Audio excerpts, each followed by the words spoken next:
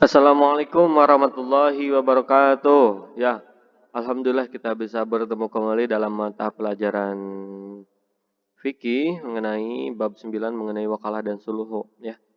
Damai, apa itu damai? Kenapa damai ya? Di sini materinya kenapa damai? Apa? Ya, kita lihat. Wakalah dan sulhu. Pertama wakalah, syarat dan rukun, kemudian objek wakalah, kemudian sulhu, macam sulhu. Nah, ada gambar tuh ya, lihat. Nah, langsung sajalah kepada pengertian karena waktu ya, karena waktu. Wakalah. Nah, pengertian wakalah. Wakalah adalah menurut bahasa artinya mewakilkan. Nah, sedangkan menurut istilah yaitu mewakilkan atau menyerahkan pekerjaan kepada orang lain agar bertindak atas nama orang yang mewakilkan selama batas waktu yang ditentukan. Nah, itu. Jadi wakalah itu artinya mewakilkan gitu. Yang kedua, hukum wakalah adalah mubah. Ya, sebagaimana dalam Quran surat Al-Kahfi, Bismillahirrahmanirrahim, fab'asu ahadakum biwarikikum hadhihi ilal Madinah. Maka suruhlah salah seorang di antara kamu ke kota dengan membawa uang perakmu ini. Nah, itu mewakilkan. Kemudian ayat selanjutnya juga hadis dari surat Bukhari. Nah, yang ketiga,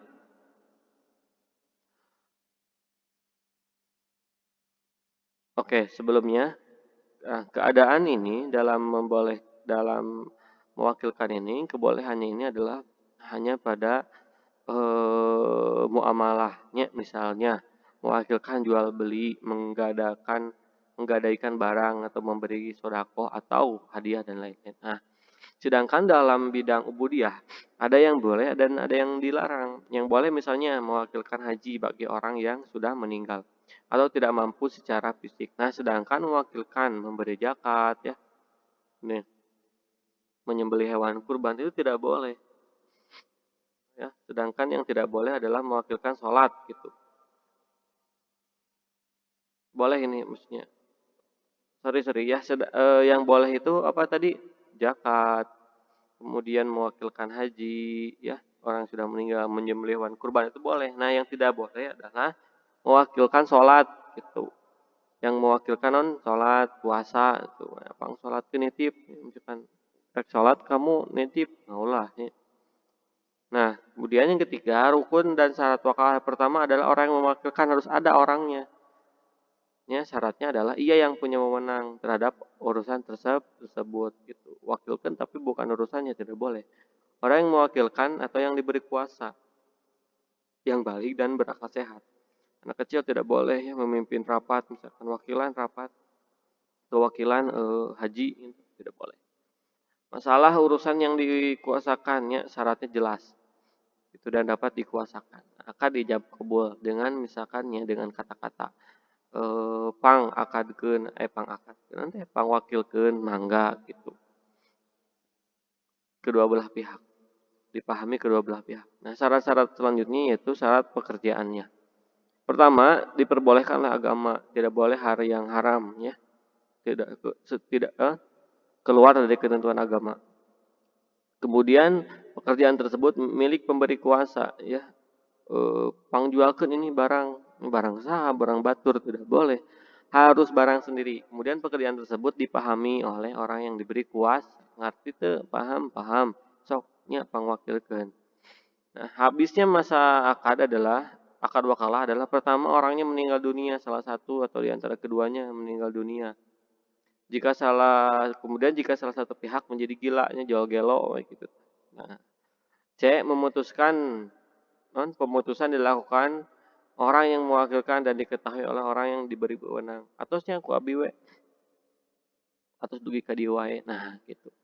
Pemberi kuasa keluar dari status kepemilikannya alias barangnya juga sudah menjadi milik orang lain. Karena dijual atau karena hilang gitu ya.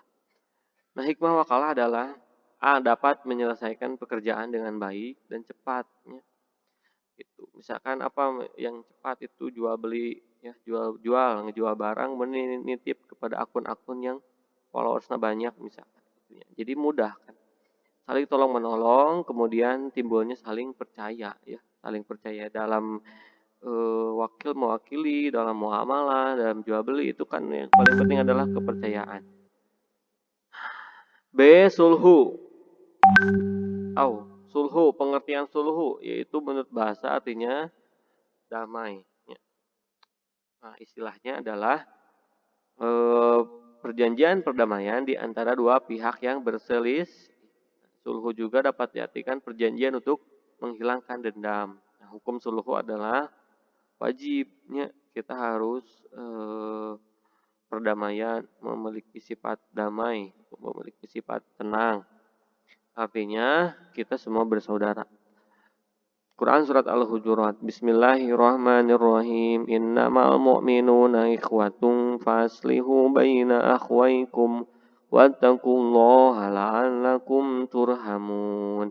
Sesungguhnya orang mukmin itu bersaudara, karena itu damaikanlah antara kedua saudaramu dan bertakwalah kepada Allah supaya kamu mendapatkan rahmat. Quran surat Al-Hujurat ayat 10. Wasulhu khairon, perdamaian itu amat baik. Nah, gitu ya. Rukunnya adalah mereka yang sepakat damai adalah orang yang sah melakukan hukum. Jadi keduanya sah untuk melakukan damai itu sah. Tidak ada paksaan oleh orang lainnya, oleh pihak manapun. Damai sih alamun damai ku aing tinggal ikut. Nah, ulah gitu. Harus damai karena benar-benar sadar bahwa permusuhan itu tidak baik gitu. Masalah-masalah yang didamaikan itu tidak bertentangan dengan prinsip Islam. D. Jika dipandang perlu dapat menghadirkan pihak ketiga seperti apa? Seperti hakim dan seterusnya, ya, pemerintah dan seterusnya, keluarga dan seterusnya. Yang disintir dalam Al-Quran, Quran surat An-Nisa ayat 35. Nah, macam-macam perdamaiannya itu adalah pertama, kenapa di sini ada materi perdamaiannya? Kan ada dalam perdamaian jual beli juga ada. Misalkan karena jual beli jadi bermusuhan karena dan lain-lain lah. Pertama, perdamaian antara sesama muslim, perdamaian antara muslim dengan non-muslim, perdamaian antara imam dengan kaum bugot atau pembangkang, pemberontak, perdamaian antara suami istri, banyak sekali cangkupannya. Perdamaian dalam urusan masalah muamalah dan lain-lain. Begitu, itu sudah jelas ya. Hikmah sulhu dapat menyelesaikan perselisihan dengan sebaik-baiknya bila mungkin tanpa campur tangan pihak lain. Kemudian dapat meningkatkan apa? Rasa ukhuwah persaudaraan sesama muslimnya, ukhuwah Islamiyah, ukhuwah watoniyah, ukhuwah basyariah.